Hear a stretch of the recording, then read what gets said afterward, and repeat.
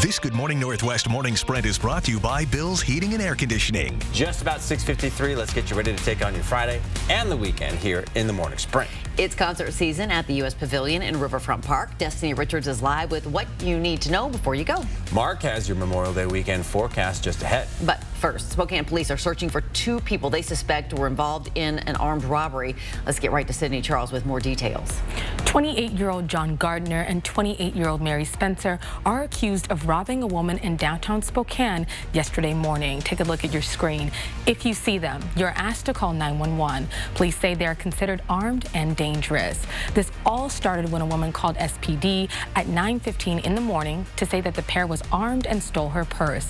That led to a 6-hour standoff at the Beatrice and Ed Schweitzer Haven apartments. After getting a search warrant, police say they were able to enter the apartment, but no one was inside. Again, if you have any tips, SPD would like you to call.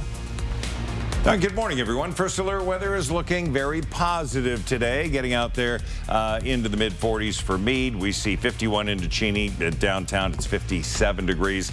Highs today are going to be in the mid to upper 70s all over the region, into the West Plains, or beyond that into the Central Basin. You're going to have temperatures in the low 80s. It's going to feel like summer, bearing in mind it's still spring. Here is today's forecast. Yeah, we're going to see, again, some afternoon cloud cover coming in. For the most part, mostly sunny. High of 77. Someone called Spokane police to report two people smashing a door at Green Acres Middle School yesterday afternoon. When deputies arrived, they found graffiti on the building and 3 broken windows. Deputies caught one 16-year-old as he ran. The other was located on the porch of a nearby house, hiding under a blanket.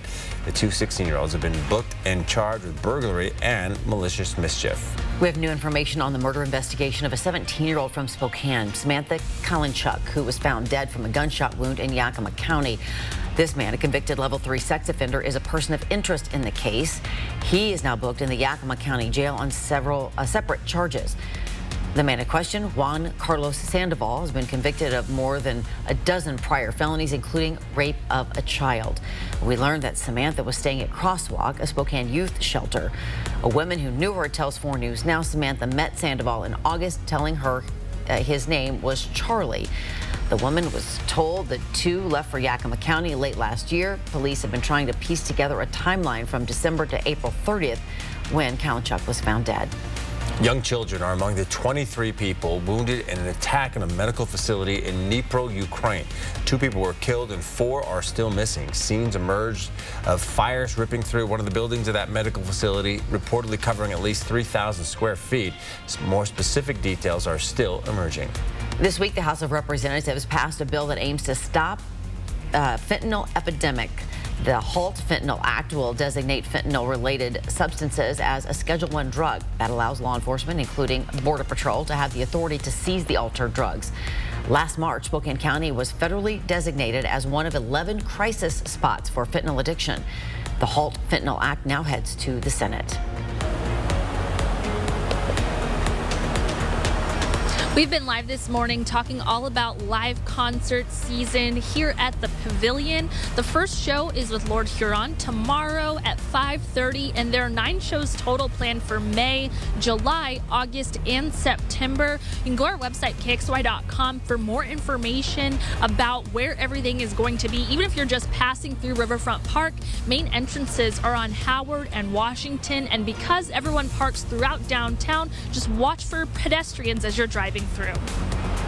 An almost 20-year-old court battle in Priest Lake, has come to an end. The Supreme Court ruling against the EPA and cutting its ability to regulate wetlands under the Clean Water Act. The decision is a major victory for Chantel and Michael Sackett, who got caught up in a regulatory dispute back when they broke ground on their property near 36 acres of wetland.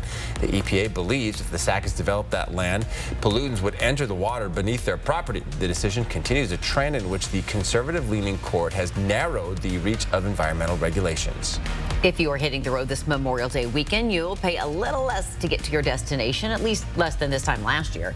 In Spokane County, prices have actually been creeping up over the last month to about $4.50 a gallon, but that is still 40 cents lower than a year ago. Well, grab your helmet and bike because the Route of the Hiawatha Bike Trail opens today. It's described as the crown jewel of the rail to trail conversion in the entire country. The Route of the Hiawatha is a 15-mile all downhill trail that begins in Taft, Montana, just a few miles past Lookout Pass, and then ends back in Pearson, Idaho. They even give you a bus to drive you back up. For price and reservation information, you can look for this story on our website, KXLY.com. All right, a final check of that Memorial Weekend forecast with Mark is next.